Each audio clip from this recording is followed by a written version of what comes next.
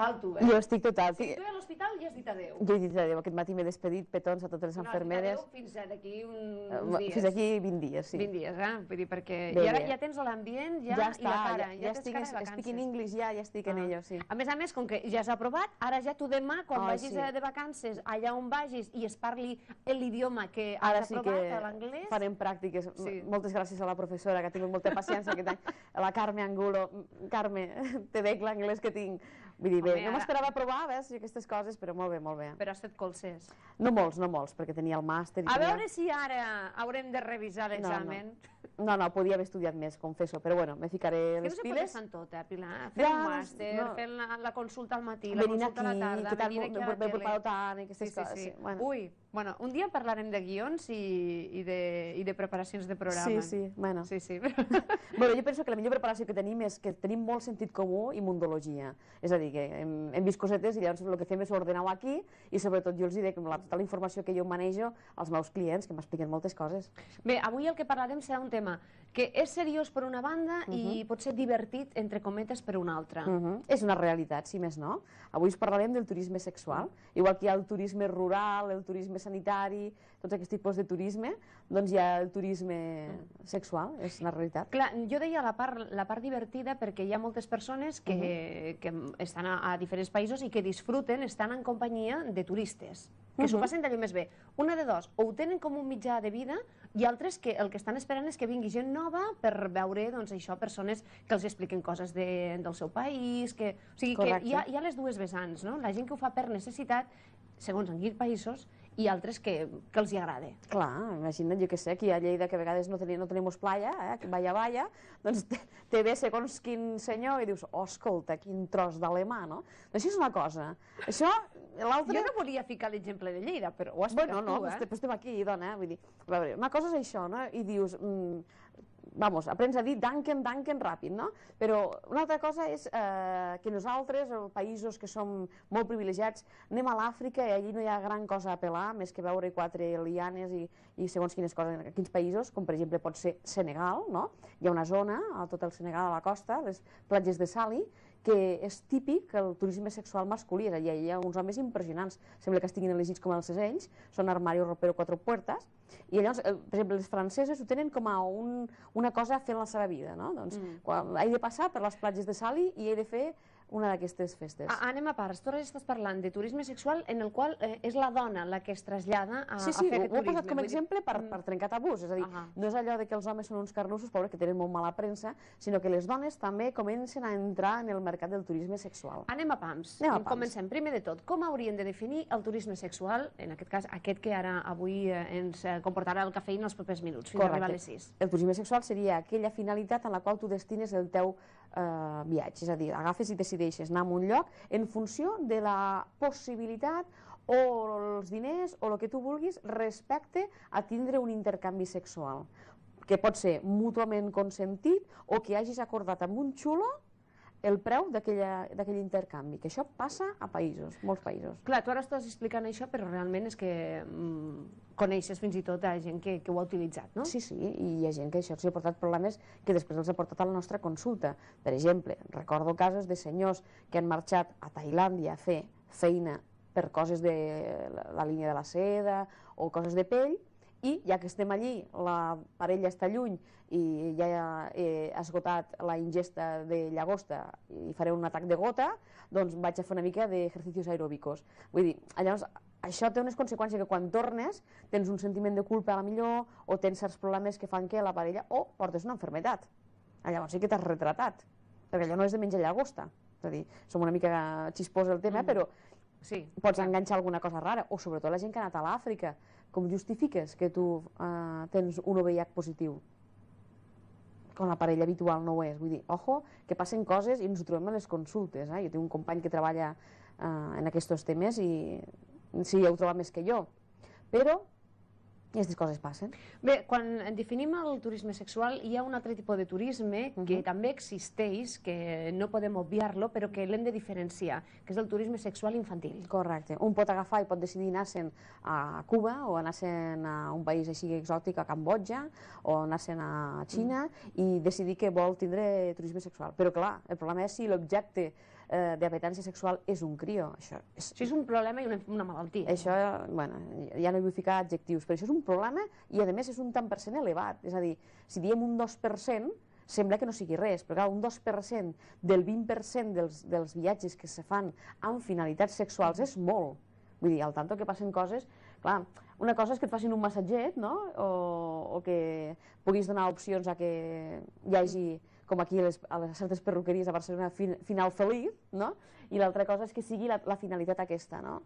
Penso que estàs jugant amb la degradació d'aquell país, amb que aquí no tindries necessitat de fer-ho, perquè com t'enxampen les autoritats, és a dir, és la part aquella del delicte, el que la llei permet, ara hi ha molta més permissibilitat d'aquestes coses, i el que incrementa la nostra possibilitat econòmica respecte a altres països és moltíssim.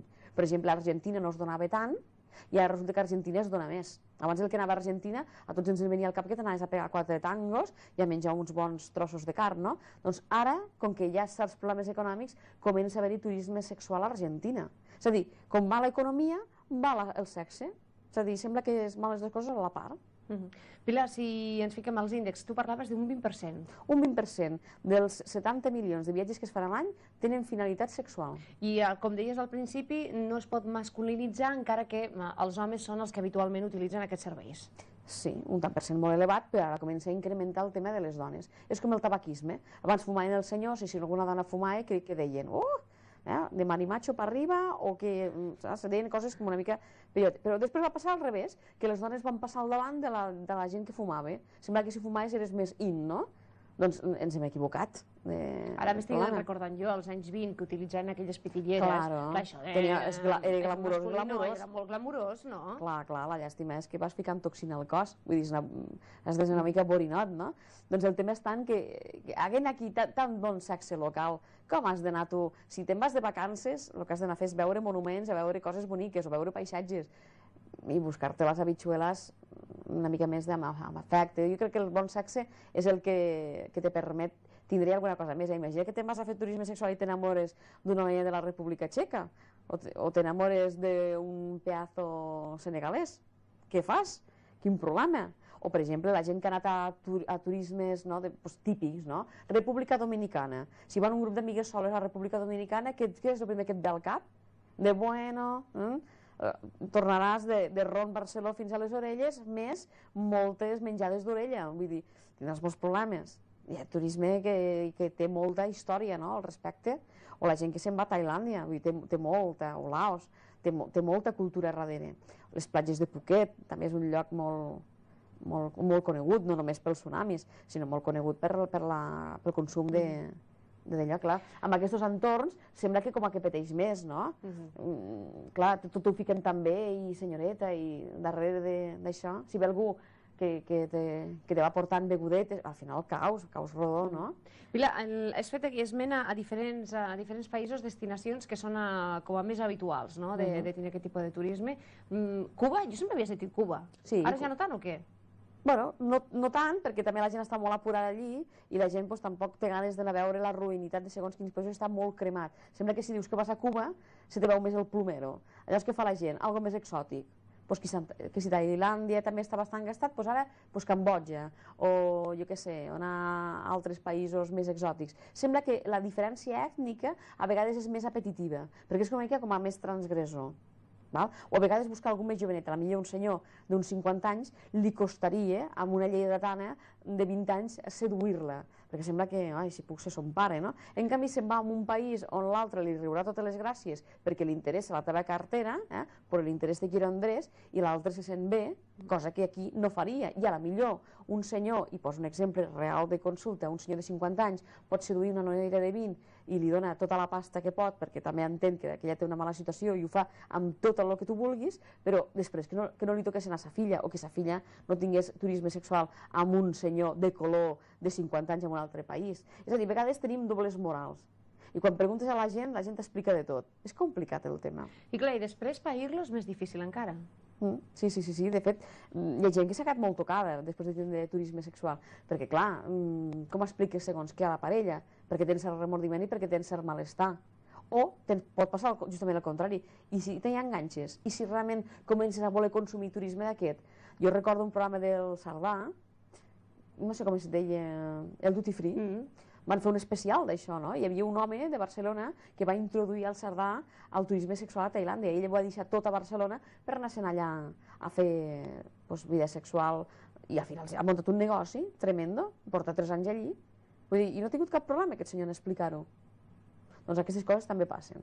I després a consulta intenten solucionar-ho. Te trobes coses, no? I gent que et diu, jo aquí no resolc certs problemes, o gent, per exemple, que té certes patologies, no? Pues, jo tinc un problema de disfunció erèctil, o tinc un problema d'ejaculació precoç, i me fa molt pal anar a fer consum de sexe pagant, què faig? Me'n vaig a un país que per 2 euros puc tindre una festa. Llavors, bueno, si pego un gatillazo, pues venga, otro. Clar, Pilar, estem parlant, com dèiem al principi, amb països que la necessitat és molt alta, però després està, per exemple, la gent que ja és com a més assídua al ligoteo, a la platja, quan el moment de sortir, de trobar-te amb gent jove i gaudir també d'aquest tipus de sexe, sa, amb precaució, i que, per exemple, no sé, a veure, qui no ha lligat amb un italià a la platja? Vull dir que no arriben, sinó que també hi ha molt de moviment també aquí, no? Clar, perquè tens certes creences a priorístiques, no? Tu saps que si te'n vas a Itàlia i la teva parella et deixa una estona perquè se'n va, jo què sé, a veure la Capella Sixtina i tu voltes per allí pel carrer, et venen i des d'invitar-te a un gelato acaba la cosa que te diuen que si te vols casar amb ells i dius, mare de Déu senyor, no? Com està la cosa? Però bueno, tornes cap a casa una mica amb l'autoestima elevada. Més elevada, clar. I si no ves-te'n a Sevilla, que tu t'acabaries dient de rúbia, igual que pel carrer tornes amb un ego superpujat. Però clar, això ja té cert component de seducció i no hi ha el component econòmic. Però el problema és quan ja anem d'entrada a allò de quanto. Clar, quan comences amb el quanto, o per internet, hi ha pàgines web tremendes amb Cuba, per exemple, que posa tot el llistat de preus, fotos i preus. I tu acordes. Aquesta, i pots concretar, muntar-te l'agenda. I tu marxes, en lloc amb l'itinerari de travel plan, marxes amb l'itinerari de dia de qui tindrà relacions sexuals i el preu.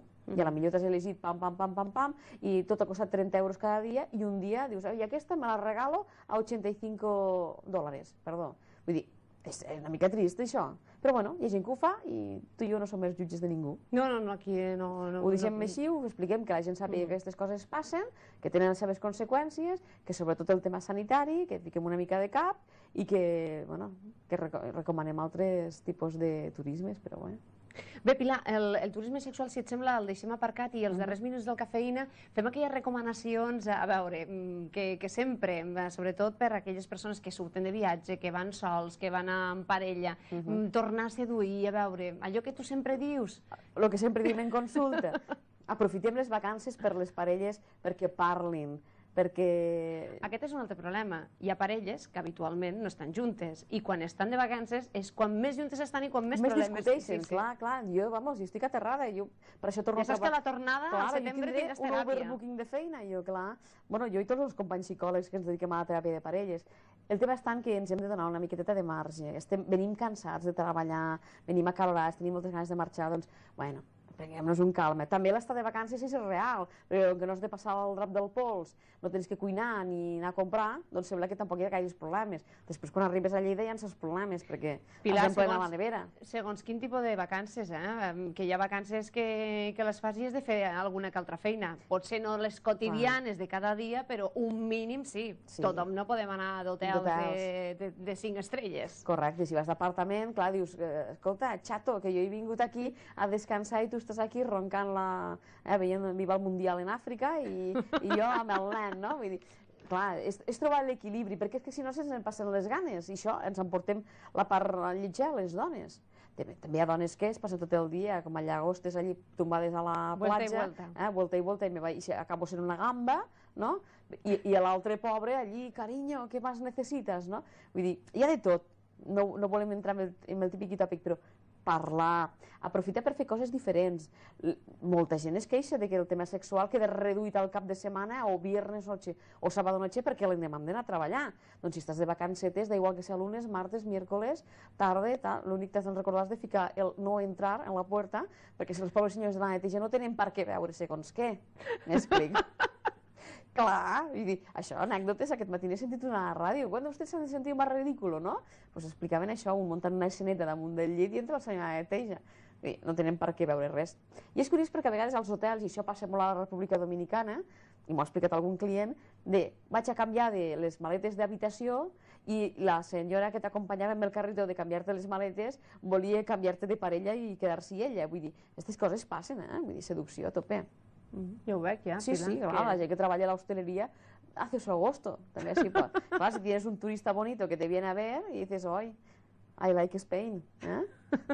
Pilar, que passes un bon estiu. Moltes gràcies. Com sempre, un plaer compartir amb tu i que ens expliquis totes aquestes vivències, anècdotes i que intentar passar un estiu tranquil, en parella, si es fan vacances en comunitat, perquè clar, en temps de crisi moltes vegades s'ha de fer en comunitat. Això també comporta que la convivència es faci una mica diferent a la que és habitual, no? Llavors hem de tenir una mica de paciència, respirar i comptar fins a 5, ja no a 10. Comptar fins a 5 abans de... Suficient. Que ja seria... Carregar piles no val la pena ficar-se malalt i ficar-se de mal humor, no anem enlloc. Que gaudeixis molt de les vacances, Pilar. Gràcies, me'n recordaré molt de vosaltres aquest juliol. Te les mereixes i felicitats per aquest final. Tu sí que has tingut final feliç, has aprovat, ja ho tens tot, marxes de viatge... Xiqueta. A veure el què, que vagi molt bé. Molts petons als meus pacients. Gràcies, Pilar. Nosaltres posem el punt i final avui al Cafeïna. Tornarem demà puntuals a la nostra cita, com sempre, a 3:45 de la tarda. Adéu-siau.